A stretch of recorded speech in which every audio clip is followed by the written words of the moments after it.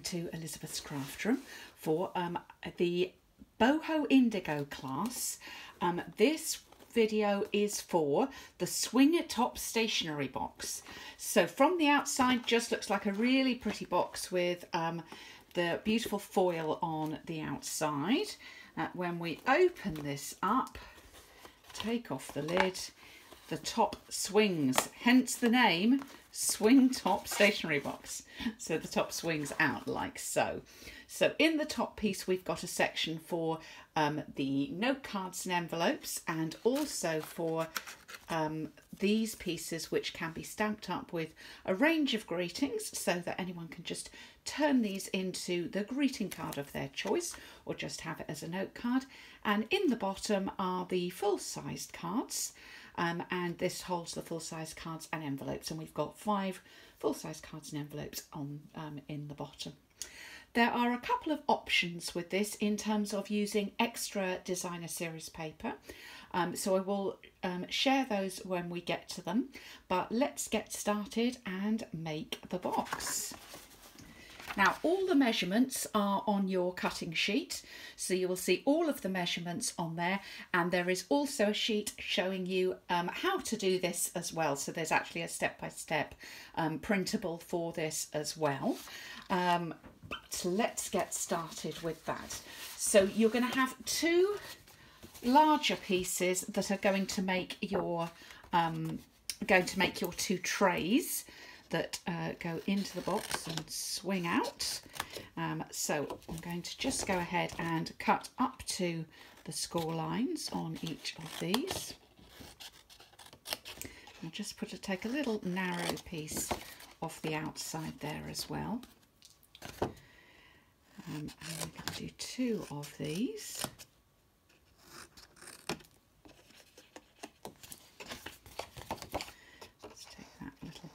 Narrow piece there, and I'm making just little tiny V shapes just so that it folds more easily.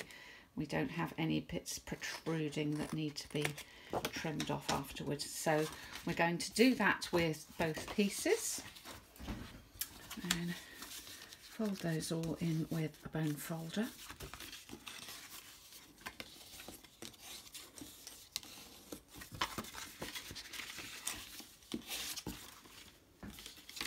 And then we're going to glue these together.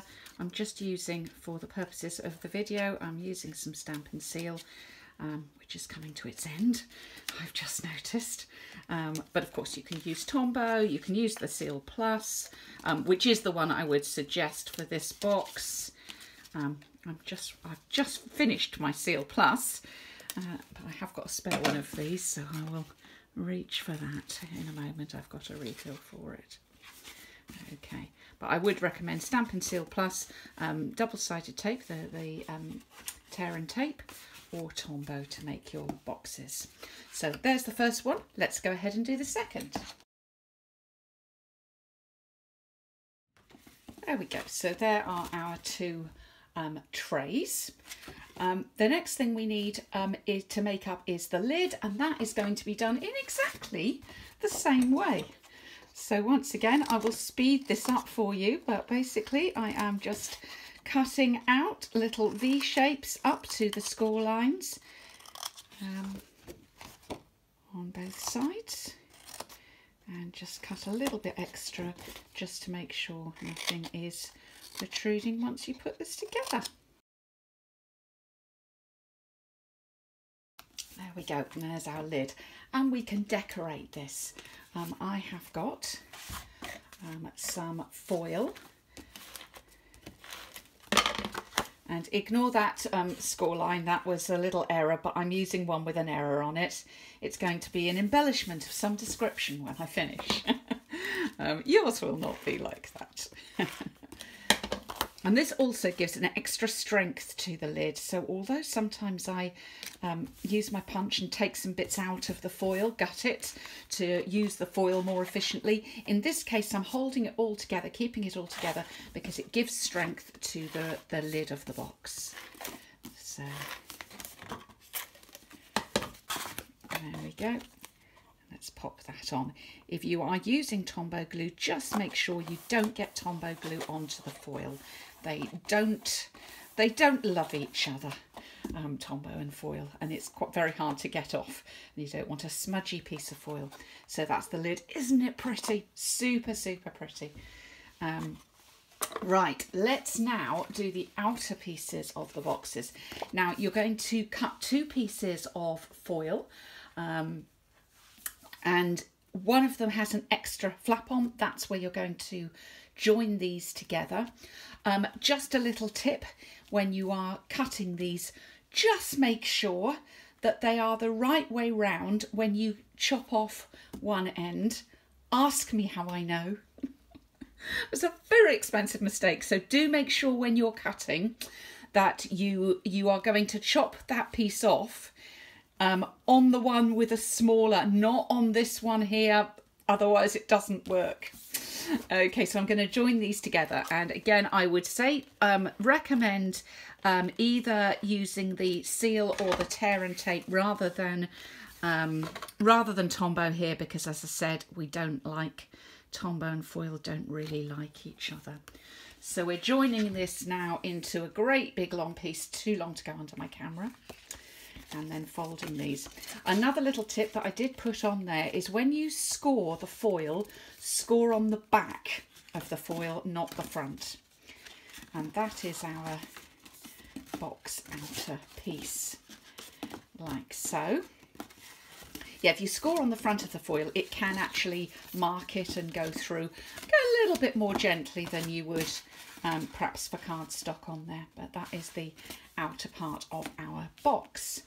Now we are going to attach the trays, and let's just show you on the completed one. You're going to attach the bottom tray onto the long piece at one end. So you're going to have a short piece at one end and a long piece at one end, and we're going to start off with this one. So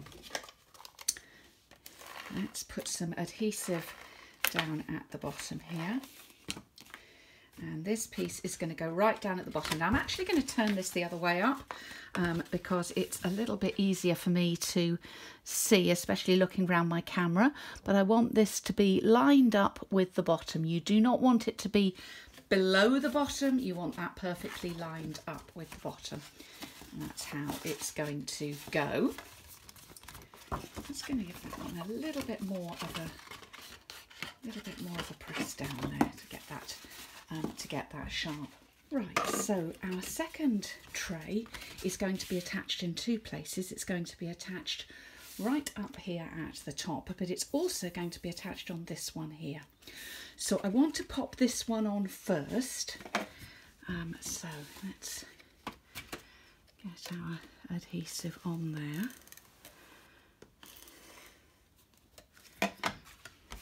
It is slightly easier to do this, I will say, with Tombow, because you've got some wiggle room when you put it down, especially if you're looking around a camera.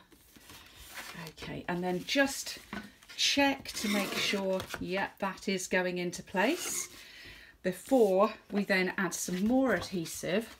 I'm just going to turn it around. It's easier to get my hand in there. And you could do this with Tombow or tear and tape. If you're doing it with Tombow, obviously just hold it in place to give it a moment to stick. Let's move that over. I'm just making sure that is lined up at the top here. And then those 2 pieces, when they fold, will clear each other like so. Wasn't that easy?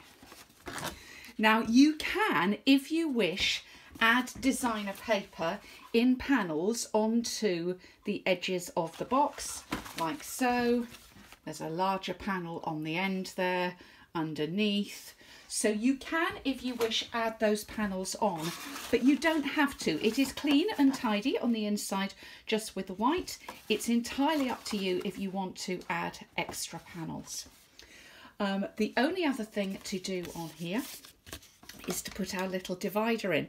Now, once again, this is kind of optional really, because you're not necessarily going to want to divide. If you want to have all full-size cards and envelopes in this box, then you won't want a divider in the top. But if you're going to do it so that you put the extra tags in, you're going to make this little piece. Now, the only places you're cutting, as you've seen, are up as far as the score line.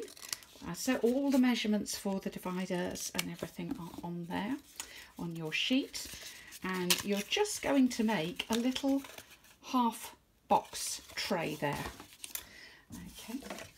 And where you're going to put this is going to be determined by the size of your note card envelopes, because you obviously want to make sure you have enough room in there to get your note card envelopes in. So get one of those, pop it in.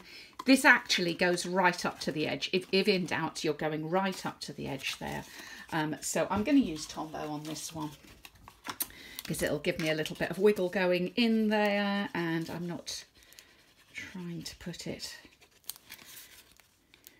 in the wrong place. So you're going to glue on the ends and underneath. Pop that right in up to the edge, and then press that in at the edges. Don't push down downwards because you don't want to squash this box underneath. You might want to just put your hand underneath, give it a little press down. It'll give it a little bit of extra strength there. The lid for the box goes on, and that will hold it all together when it's closed. Optionally, you may want to put some ribbon round it. That's what I did with mine. I've got ribbon, let me just show you. I've got ribbon all the way around. Now you may have this narrow ribbon, you may have a wider ribbon. If you're going to, I would suggest popping, and one of mine's come off there because I've been playing with it. I would suggest putting some glue dots around the edge just to hold the ribbon in place so that it doesn't fall off completely when you open it. It's not absolutely essential to have the ribbon. You may choose not to. You may choose to have it without the ribbon, but it just holds that corner in a little bit more tightly. Can you see on here? It's it's a little bit open down there at the bottom. Depends if you're going to present it like this, and there's the front. You're going to have this as your front. It doesn't really matter, but as I say, if you want that to be just a little neater, you can pop a ribbon on and just pop that all the way around. So there you go.